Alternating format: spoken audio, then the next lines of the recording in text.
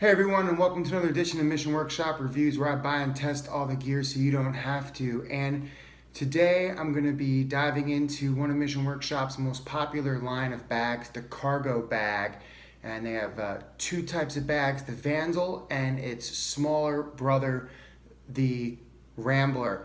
And specifically what I want to look into with these bags today is the two main generations or models of this bag. There's been about 3 or 4 different versions of this bag.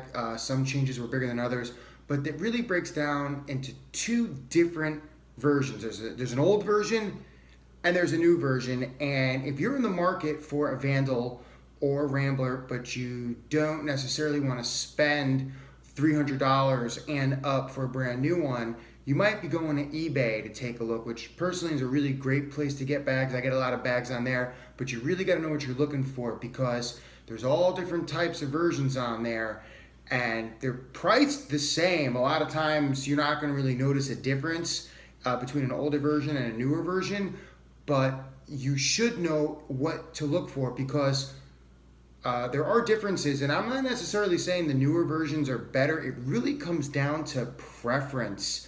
So first we're going to take a look at an old version Rambler. We're going to be using the Rambler for this series. I happen to have an old version and a new version with me right now. And there's going to be 4 major differences on these bags. You're going to have the buckle on the bag. You're going to have the clips on the inside cargo portion of the bag. Then we're going to look at the archive strap on the shoulders, or the archive rail on the shoulder straps. And then finally we're going to look at the waist belt slot. That one's also something that people don't think to look at, and is particular just to the Rambler. You won't have this problem between the old and new generation Vandals. But the Rambler is a very popular bag for a lot of reasons. I have a Rambler that I keep in my own collection. So let's get right into it. So the first thing we're going to look for, we're going to take a look. I happen to have, this is a first generation Vandal. This happens to be a very special edition Rambler. It's an X-Pack version. We're not going to get into that today. We're going to just be using this for comparisons. And then the other Rambler I have, this is the new generation. So first thing that you're going to notice is going to be the clip situation, specifically right here. You notice that's a plastic clip. There is no clip on this one. So what is the big difference? Well, on the newer version, because the new bags are now upgradable to a Cobra add-on, this comes undone. And if you want to put this into cargo mode, what you're going to do is you're going to roll this down, and then there's going to be another plastic attachment right here, and you're gonna cinch that down. Now I have to say, in my own personal use, that is annoying compared to how the old versions are. Now the old version cannot be upgraded for the cool Cobra buckle, so I guess that is a downside. But the upside is, when you flip this bag to go from flap to roll top, which is necessary when you're using the cargo feature of this bag, they have another buckle right here. So the ability to switch is immediate, which is a major upside. The downside, you can't switch to Cobra. And I guess if this bothers you, you know, you do have two female adapters on this bag. But I think it's a really small difference for the speed. I will say this though, one workaround on this is you could always get a second one of these pieces, and you could just keep it attached on the roll top as well. So in essence, you'll have 2 of these. So that is a workaround. Keep in mind though, if you do want a Cobra buckle, you'd have to buy 2 buckles. That's a lot of money. Okay, and another thing that you're gonna wanna look at when it comes to the buckle is actually the strap. So on the newer version, they're using something called webbing. And webbing basically is non-elastic you could take a close look here, and it can hold an incredible amount of weight. The downside though is it's not elastic, so if you're trying to put like a large box on your cargo bag and trying to buckle it in, there's absolutely no give on this. And if you contrast that with the older version, this belt is made out of elastic. So, take a look here. So, the downside to elastic, of course, is it can't hold as heavy a load as webbing. The plus side is, though, you can really get a nice stretch on this.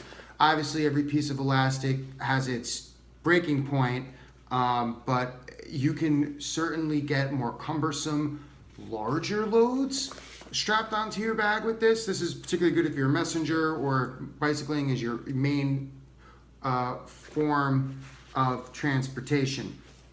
So that's one other thing to keep in touch, or to keep in mind. So difference number 2 is going to be inside the actual cargo section.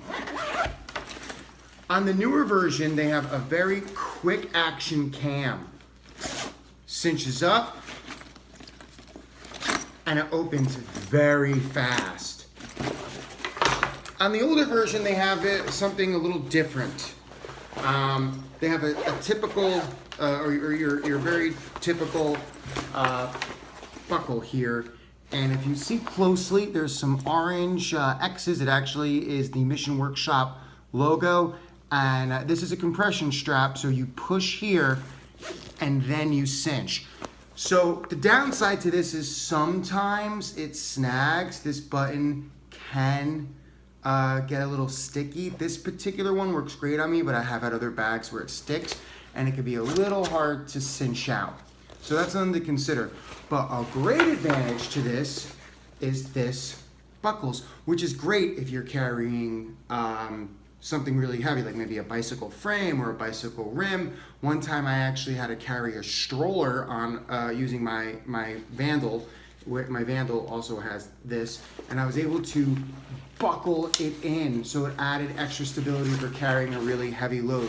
You are not going to be able to do that with this version because it is fastened into the bag. You cannot thread this through. I guess you can thread it out and fasten it, so, but not nearly as quick or efficient as a clip. So that's something else to consider. All right, now let's move on to one of the main major differences between this bag, which could be a deal breaker for a lot of people, and that's going to be the archive rail on the arm strap. So let's get these bags side by side.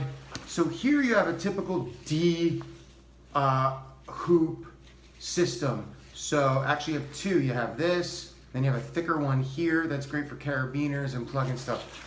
Now here you do have that D hook system, so if you are a carabiner person, you still have that. Then you also have the Mission Workshop proprietary rail system. So let me show you real quick. Basically, you get one of these cell utility pockets. They actually have a couple versions now on the website. They have a top loading one in small and large. This is an older one. It's still for sale though. And this is a side loading one with the zipper. And basically, these things are kind of indispensable. They're great for the cell phone, and they have proprietary archive rails hooked on the back. And you just very simply slide it on.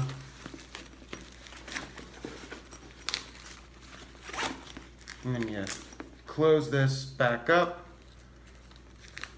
And this ain't coming off, and it's just an extra pocket. And for the Rambler, which does not have that many pockets for organizational space, this is kind of key. This will not fit on this. There is a workaround though. Don't tell anyone, but I use a chrome patch and it works great. It's not meant for it, but it works fine. It serves its purpose. It's not the most stable thing, but you know, it will slide up and down a little bit. But just, you know, basically for your cell phone or some cards, and of course, you know, Chrome has a little hook for your keys. I use this thing all the time, so that is a workaround. Okay, now, the last difference, and something that a lot of people don't realize, is the belt is different on these. Now on Mission Workshop, every single bag has the same belt. If you look on this one, the belt loop is twice the size. So the belt that's for sale right now on their website is called the Deluxe belt because it's quite large and it will only fit on the big pocket. You slide it in. I'm not going to do that. It, you know, takes a little bit, but it's pretty straightforward. You just slide it in. On the older versions, it literally will not fit. It's too big. Now they do make regular belts, or they did make the small size belt, but you can't buy it new on the website anymore, so you'd have to find it used on eBay.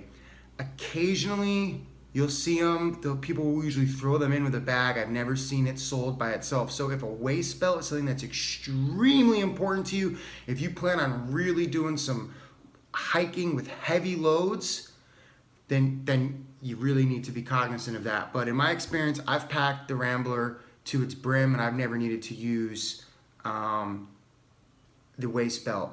With the Vandal, which can hold twice as much, I have needed the waist belt. I just don't, unless you're hauling boulders, I just can't see the smaller Rambler needing the stability of the waist belt. But then again, I'm a very big person, so if you're smaller or you have, I don't know, weaker shoulders, weaker back, and you do need the belt, then you have to go with the newer model.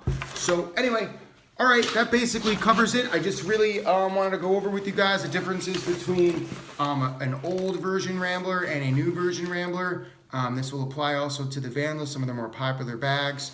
And I really hope that this helps you. If you have any questions, please drop a comment below. Don't forget to subscribe and like, and thanks for watching.